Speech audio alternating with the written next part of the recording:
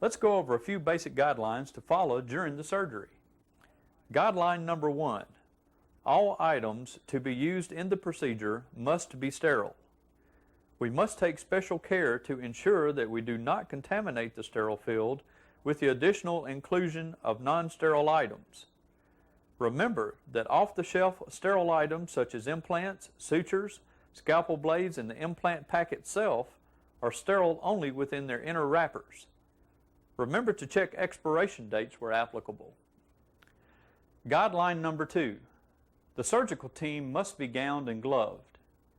Hand movement must be made within the sterile zone. Once properly gowned, the zone considered sterile for the surgical procedure is defined as the front gown area from mid-chest to waist level. The arms and sleeves are considered sterile from the gloved fingertips to 6 inches above the elbow. Be sure to keep your hands and arms within the sterile zone to avoid contamination. Guideline number 3.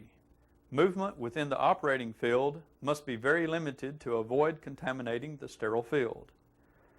Surgical team members should face the sterile field. If a sterile person must pass a non-sterile person, they should do so back to back. Guideline number 4. Sterile objects must not be touched with non-sterile objects. This is important when adding items or pouring liquids into the sterile field. When pouring a liquid such as sterile saline into a cup on the operating tray, the sterile assistant moves the cup to the edge of the tray.